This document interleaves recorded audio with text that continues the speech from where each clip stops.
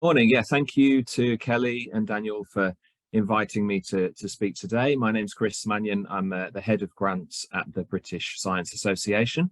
And as Jorge mentioned, I'm here to talk about some of the work we do to reach new audiences with our programs.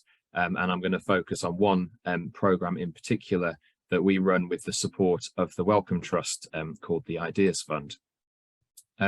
So just to introduce the BSA, if you're not aware of us, we're a charity with an overall vision of a future where science is more relevant, representative and connected to society. We run a range of initiatives to meet this vision, working in education, across government, business and academia to help make this happen. But we also run a range of community engagement programs, which I'll give an overview of first before going into a bit more detail about the Ideas Fund. So in terms of our overall community engagement work, we have small scale one-to-one support for community buddies and community leaders, which focuses on supporting individual community representatives to deliver their work around science engagement and build relationships with research. We have something called the community-led research pilot, where we're supporting and training community groups to directly undertake research. So being trained to set the questions, conduct the research directly, and that's in partnership with the University of Reading. And we also have the Highlands and Islands climate change grants, which are small grants held by community groups in remote rural areas in Scotland, and enabling them to work with researchers to explore climate change topics. So the principle that runs through each program there is really looking to start with where communities are, what their interest is in working with science or working with researchers. And that has also driven a lot of the approach that we've taken with the Ideas Fund. So just to introduce the fund, that the overall purpose of the fund is to support community groups to work with researchers to build relationships and develop ideas that they may have around mental well-being. It starts very much with what's important to the community groups, and gives them the opportunity to be introduced to researchers, to start working with researchers and try something different, rather than kind of being a fund for continuing to deliver services or activities. The fund was co-designed through 2020, and there was a particular interest in helping both Wellcome and the BSA to reach groups that we've not worked with before. So it was clear that in order to do that, one of the things we'd need to focus on was supporting more equitable relationships between community groups and researchers, but also a more equitable relationship with us as a funder in order to do this. So with the Ideas Fund, we're not explicitly saying to people you need to undertake citizen science or directly conduct research, but almost starting at the point before that in terms of reaching groups maybe who have never thought to work with a researcher, never wanted to, never had the motivation, but trying to do some of that pre-work to help people start to build relationships and explore what they could achieve with a researcher. So it's led to a real variety of projects being supported, broader skills development, supporting community groups to reflect on their practice, as well as undertaking participatory research as well, and a variety of other initiatives. So we've so far funded about 70 partnerships, and they're all very varied, but what we wanted to make sure was that the fund responded to the needs of the community groups, and that is the way that we can reach new audiences, rather than have people trying to apply to really fixed criteria. It's an experimental fund. We've learned a lot as we've done it, and it's the first time we've tried to do this work on this scale. So there's lots of flexibility involved, and I'll talk a little bit about some of the learning that we've had. And some of this was touched on actually in Chiara's presentation as well. There are some similarities about the approach. So with the Ideas Fund, the proposals are all community led. So the community applies for the funding, they hold the grant, it's their project. And similar to what Chiara said, we try to support so that the researchers work in support of the community group rather than the other way around. We're working in 4 areas of the UK. It's a place-based fund, and that was a deliberate choice to help us reach new audiences. So recognizing that many people haven't heard of the British Science Association, many people haven't heard of the Wellcome Trust. So if we want to reach those groups that are furthest away from some of this work, that we would want to focus in onto specific areas of the UK, build relationships, work with local trusted partners, and develop the funding from there to help us work through other people rather than being solely based on the BSA or Wellcome's priorities. Again, similar, we in the second round that we ran last year, we awarded people some time and money to develop their ideas. So recognizing that relationship building takes time, sometimes it goes wrong, etc.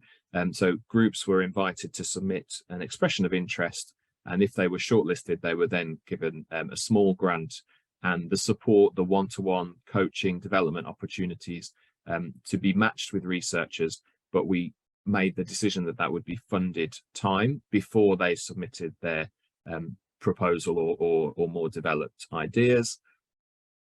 As I've mentioned, we work through development coordinators in the local areas. So the place-based approach allowed us to work with local actors from the community sector, from the local infrastructure bodies, who already have the trusted relationships and the networks within the 4 areas that we're working in.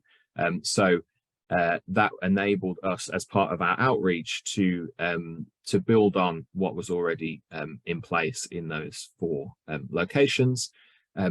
We tried to have a simple application form. I think there was still more we could do, but especially in the second round, we tried to focus on who are you, what is your community, who do you work with, and what are you interested in exploring. And we focused as much on the type of community and the type of organization that it was, as we did in terms of the strength of their ideas or how well the form was written. And finally, on this point, the funding decisions were made in a different way to how we'd worked before. So it wasn't decided by Wellcome, it wasn't decided by the BSA who was shortlisted. We worked in the local areas to set up local panels of community members, of community groups, and of some researchers to help so that they were given the opportunity to shortlist and decide on the grants that were taken forward. So far then, this is an overview of, well, the 4 areas where we've been working, and so far we've supported just over 70 partnerships now.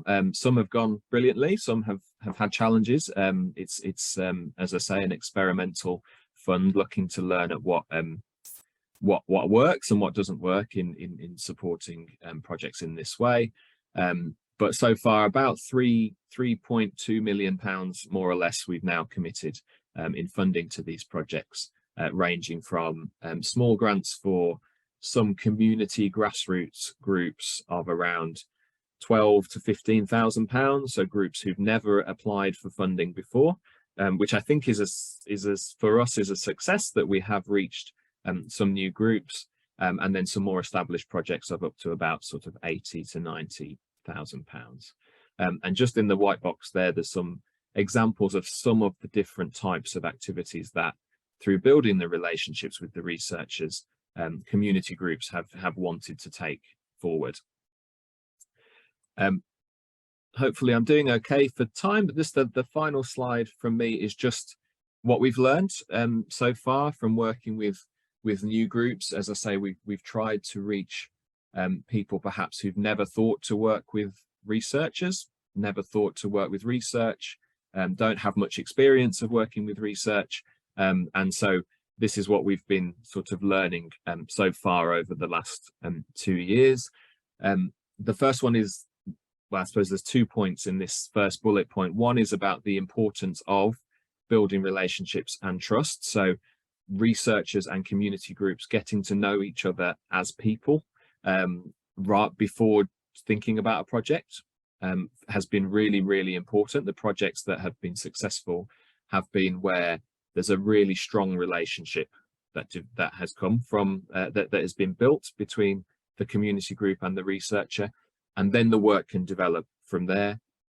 And I think the other part of that bullet point is also what we learned from the first round to the second round was the importance of funding that time to enable it to happen.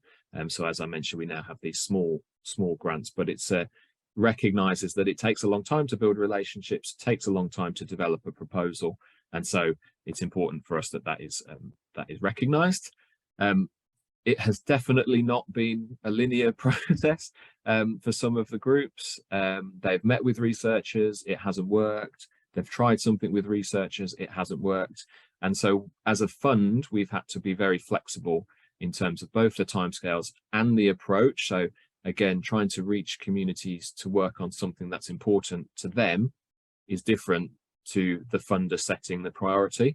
And so that's required a lot of flexibility from us, which I think has been challenging, but I think has helped reach some new audiences.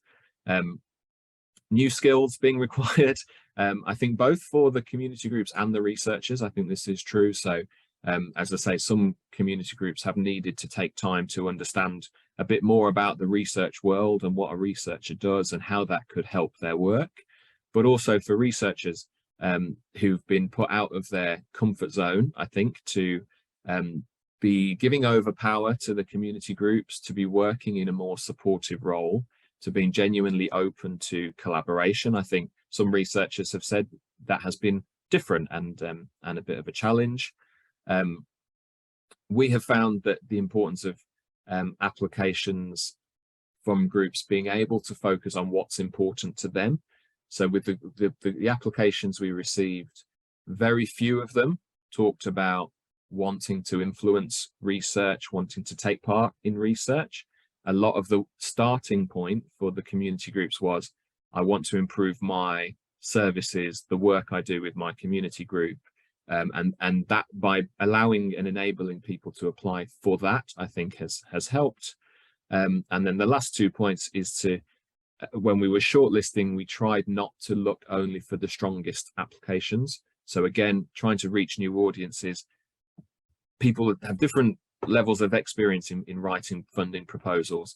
And so we tried to focus more on the idea and, as I say, the type of community group that we were looking to reach, and then worked with them to develop the proposal rather than only working with the ones that were written the best. And then the local relevance, I think, has been really, really important. So the relationships that the development coordinators have, and similar again to what Chiara was saying, we support communities of practice or peer learning, peer opportunities, and that has been really, really valuable in supporting communities to try some of this work out for the first time. So that's it. Sorry, I think I might have gone over slightly. Apologies if that's the case, but some information there, and I'll put my email in the chat. But thank you very much for listening.